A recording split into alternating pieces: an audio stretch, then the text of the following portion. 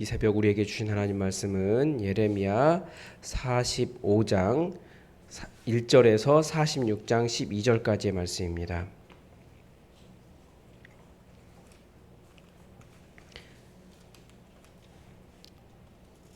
45장 1절에서 46장 12절까지 하나님의 말씀을 다 함께 받들어 읽겠습니다. 45장 1절입니다. 유다의 요시야 왕의 아들 여호야김 넷째 해에 네리야의 아들 바룩이 예레미야가 불러주는 대로 이 모든 말을 책에 기록하니라. 그때 선지자 예레미야가 그에게 말하여 이르되 바룩아, 이스라엘의 하나님 여호와께서 내게 이같이 말씀하셨느니라. 내가 일찍이 말하기를 화로다. 여호와께서 나의 고통에 슬픔을 더하셨으니 나는 나의 탄식으로 피곤하여 평안을 찾지 못하도다. 너는 그에게 이르라. 여호와께서 이와 같이 말씀하시기를 보라, 나는 내가 세운 것을 헐기도 하며 내가 심은 것을 뽑기도 하나니 온 땅에 그리하겠거늘 내가 너를 위하여 큰 일을 찾느냐? 그것을 찾지 말라. 보라, 내가 모든 육체에 재난을 내리리라. 그러나 내가 가는 모든 곳에서는 내가 너에게 내 생명을 노량물 주듯 하리라. 여호와의 말씀이니라. 이방 나라들에 대하여 선지자 예레미야에게 임한 여호와의 말씀이라. 애굽에 관한 것이라. 곧 유다의 요시야 왕의 아들 여호야김 넷째 해에 유브라데 강가 갈그미스에서 바벨론의 느부갓네살 왕에게 패한 애굽의 왕 바로 느고의 군대에 대한 말씀이라. 너희는 작은 방패와 큰 방패를 예비하고 나가서 싸우라. 너희 기병이여 말의 안장을 지워 타며 누구를 쓰고 나서며 창을 갈며 갑옷을 입으라. 여호와의 말씀이니라. 내가 본즉 그들이 놀라 물러가며 그들의 용사는 패하여 황급히 도망하며 뒤를 돌아보지 아니함은 어찌미냐. 두려움이 그들의 사방에 있음이로다. 발이 빠른 자도 도망하지 못하며 용사도 피하지 못하고 그들이 다 북쪽에서 유브라데 강가에 넘어지며 엎드러지는도다. 강의 물이 출렁임 같고 나일강이 불어남 같은 자가 누구냐. 애굽은 나일강이 불어남 같고 강물이 출렁임 같도다. 그가 이르되 내가 일어나 땅을 덮어 성읍들과 그 주민을 멸할 것이라. 말들아 달려라. 병거들아 정신없이 달려라. 용사여 나오라. 방패 잡은 구스 사람 붓과 붓 사람과 활을 당기는 루딤 사람이여 나올지니라 하거니와 그날은 주 만군의 여호와께서 그의 대적에게 원수 갚는 보복이리라. 칼이 배부르게 삼키며 그들의 피를 넘치도록 마시리니 주 만군의 여호와께서 북쪽 유브라데 강가에서 희생 제물을 받으실 것이미로다. 처녀딸 애굽이여 길르앗으로 올라가서 유향을 취하라. 내가 치료를 많이 받아도 효력이 없어 낫지 못하리라. 내 수치가 나라들에 들렀고 내 부르짖음은 온 땅에 가득하였나니 용사가 용사에게 걸려 넘어져 둘이 함께 엎드러졌음이라. 아멘. 제가 신대원 다닐 때 구약 교수님께 한 분이 그 예레미야서를 강의하시겠다고 하시면서 예레미야서 안에는 위로가 가득하다라고 말씀하신 적이 있어요. 제가 거의 졸업할 때여서 실제로 그 교수님 수업은 못 들었던 것 같아요. 그런데 당시에 저는 그 예레미야서를 뭐 희망이나 위로보다는 이스라엘이 망할 때니까 좌절과 결국 인간이 하나님의 뜻과는 완전히 반대되는 길로 가는구나 하는 뭐 그런 생각을 더 많이 했었던 것 같습니다. 그래서 계속 예레미야서를 지금 묵상하고 있는데 그 위로가 무엇일까 고민하게 되는 거예요.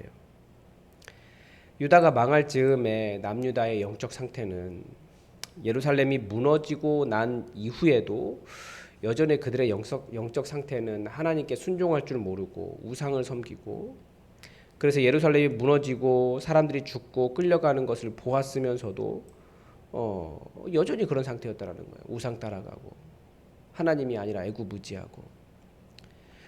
여기서 어떠한 위로와 희망을 볼 수 있을까?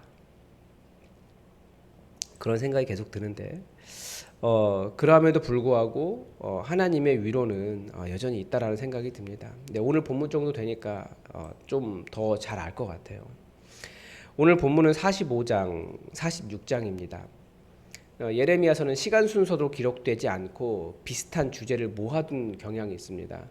그리고 성경의 글쓰기 방식이 이어쓰기라는 말씀을 드렸는데 앞에서 나온 어떤 주제에 대해서 이게 문제가 되면 과거 사건을 얼마든지 가져와서 여기에 대한 해석적인 상황을 보여주는 거죠.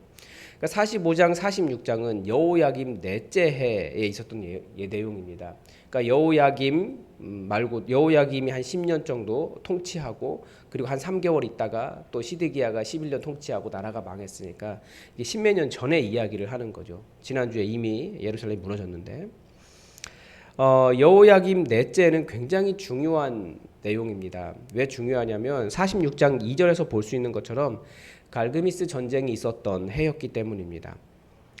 45장은 그 예레미야의 서기관 바룩에 관한 예언을 담고 있습니다. 먼저 45장을 보면 유다의 요시야 왕의 아들 여호야김 넷째 해에 네리야의 아들 바룩이 예레미야가 불러주는 대로 이 모든 말을 책에 기록했다라고 시작합니다. 그러니까 이 내용은 바룩이 기록한 내용이기도 하고 바룩에 대한 내용 예언이기도 한 거죠. 3절에 보면 바룩의 심정을 볼 수 있습니다. 바룩이 예전에 그렇게 고백한 적이 있다는 거죠. 세상 돌아가는 것을 보니 여호와께서 자신의 고통과 슬픔을 더하시고 탄식으로 피곤하게 하시고 평안을 찾지 못하게 했다라는 겁니다. 그래서 여기서 평안이라는 단어는 우리가 일반적으로 아는 샬롬이라고 하는 단어가 아닙니다. 뭐 쉼, 안식, 평강 이런 의미의 평안입니다. 그러니까 예레미야의 예언을 받아 적다 보니 마음이 너무나 아팠던 거예요. 그런데 이 평안은 사실은 유다 사람들은 성전이 있어서 평안하다라고 하는 신학을 가지고 있었습니다. 성전을 봉헌할 때도 성전이 있어서 평안하다라고 이야기하고 있고요. 그러니까 북이스라엘이 먼저 망한 이유도 북이스라엘은 성전이 없어서 그들에겐 평안이 없다 이런 식으로 생각했던 겁니다. 그래서 남유다 사람들은 자신들에게 성전이 있기 때문에 망하지 않을 것이라고 하나님께서 당신의 이름이 머물러 있는 성전을 지키기 위해서라도 나라를 지키실 것이다 라고 주장을 했다라는 겁니다. 그런데 그것이 헛된 믿음이고 자신들을 스스로 속이는 거짓 믿음이라고 고발하는 하나님의 예언을 들을 때 주님, 이 땅에는 평안이 없습니다. 이 땅에는 쉼이 없습니다. 너무나 괴롭습니다. 이렇게 말했다는 겁니다. 우리도 이렇게 우리를 기만하는 것들이 많이 있습니다. 그런데 우리를 기만하는 것들이 나쁜 것들이 아니고 다 좋은 것들이에요. 예루살렘의 성전 너무나 좋은 곳 아닙니까? 그런데 그게 자기들의 어떤 불의를 감추는 하나님에 대한 사랑 또 하나님의 사랑 없음을 감추는 도구가 얼마든지 될 수 있다는 거예요. 예배드리고 어떤 사람들은 나 예배드렸다는 자부심 때문에 나는 좋은 사람 생각하고 안 드린 사람은 정죄하고.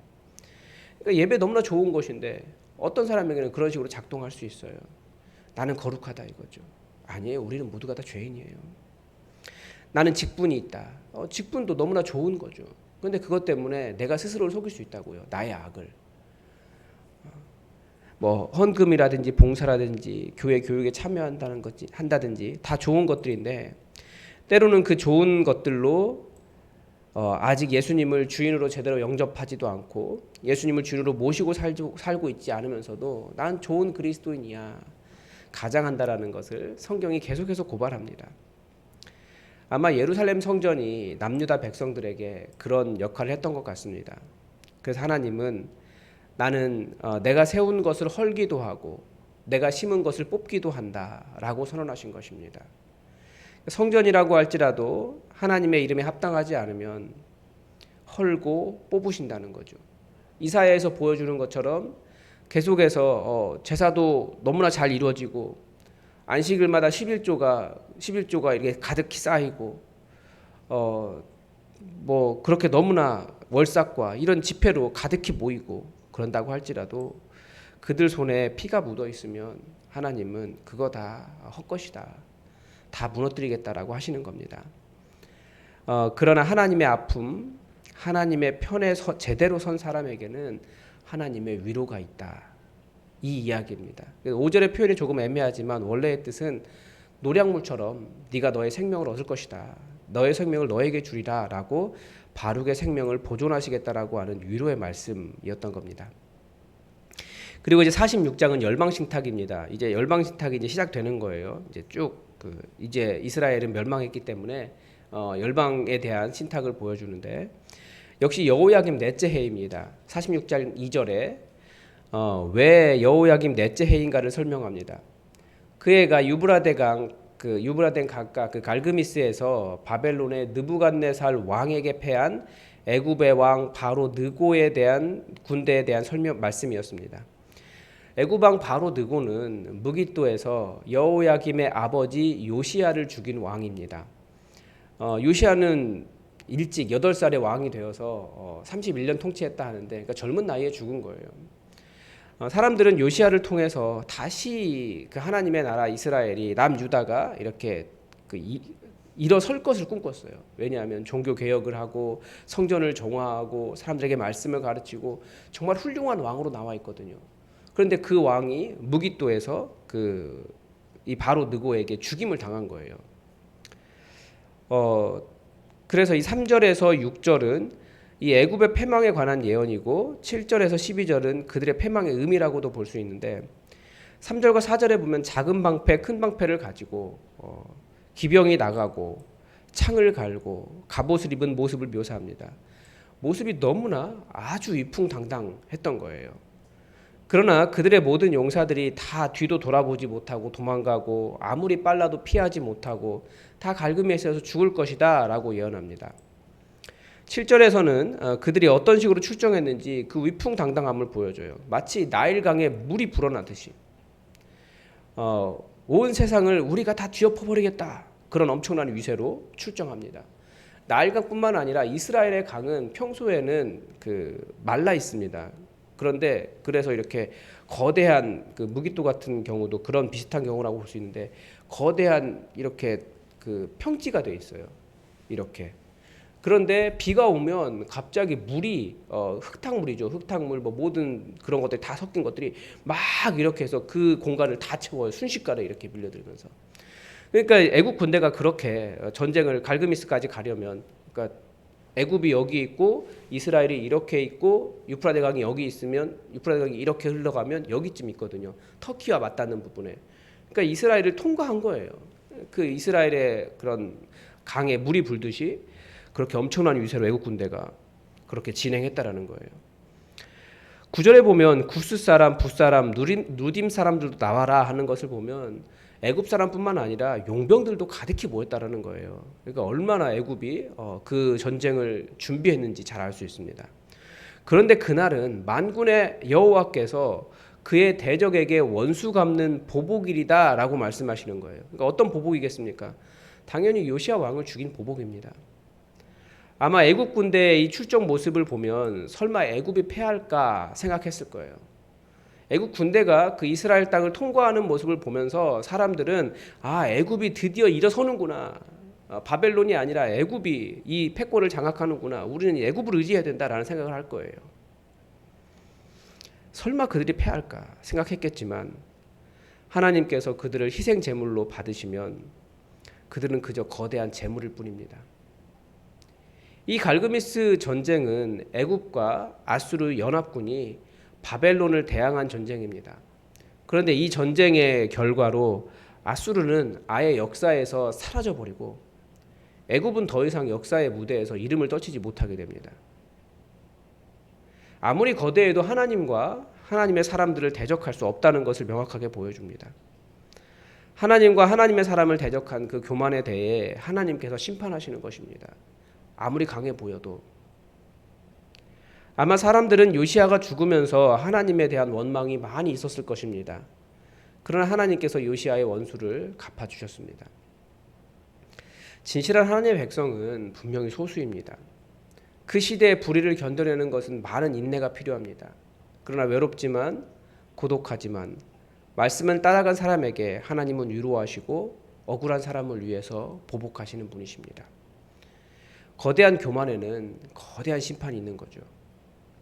우리가 이 하나님 의지하며 지금 연약한 삶을 사는 것 같아도 혹은 강한 것이 좋은 것 같아도 우리는 끝까지 하나님을 제대로 의지하는, 신뢰하는 그런 믿음 위에 바르게 서 있기를 바랍니다.